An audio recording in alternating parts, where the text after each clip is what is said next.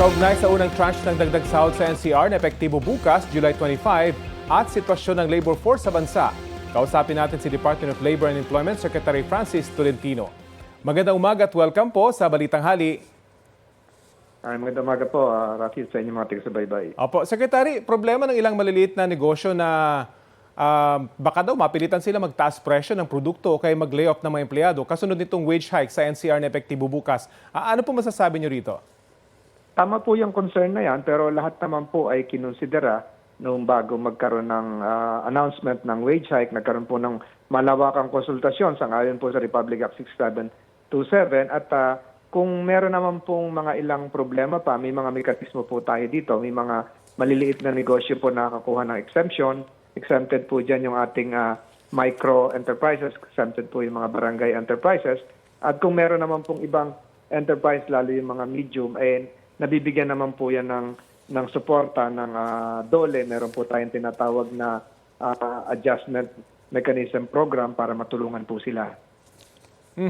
Nabanggit niyo po yung hindi magkakaiba. Depende po sa laki ng kumpanya. Hindi kaya magkakaroon po ng wage distortion naman sa pagitan ng mga manggagawa sa malalaki at maliliit na kumpanya at may mga sweldong lalong mapag-iiwanan po ng inflation? Ang wage distortion po, ang application po niyan ay hindi iba't ibang kumpanya. Ang application po niyan ay within a company. Maari po yung minimum wage earner ay malapit-lapit na yung sweldo doon sa mga middle earner o supervisory. So nagkakaroon po ng tinatawag na wage distortion. Yan po ay nare-resolba sa pamamagitan ng collective bargaining agreement o ng pag-uusap ng employer at ng mga manggagawa. Paano naman po yung mga empleyado doon sa maliliit na kumpanya na hindi po mabibigyan ng dagdag na sweldo dahil nga po iba yung kanilang bilang at base dito sa wage hike, yung may 15, tama po ba? More than 15, yun lang po mabibigyan ng additional na sweldo.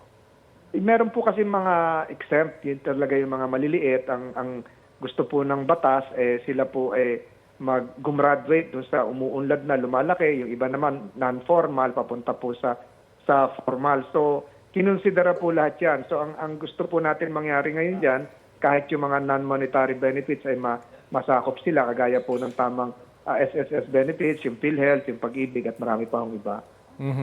Patuloy pa rin po yung tension sa Middle East. May mga umuwi pa rin po bang OFW? Paano po yung kabuhayan nila rito? Meron po kami nilagdaan noong Lunes, kasama po ang Department of Migrant Workers at NANTESDA para po yung mga returning OFWs ay magkaroon ng reintegration program kasama po dyan ng DOLE.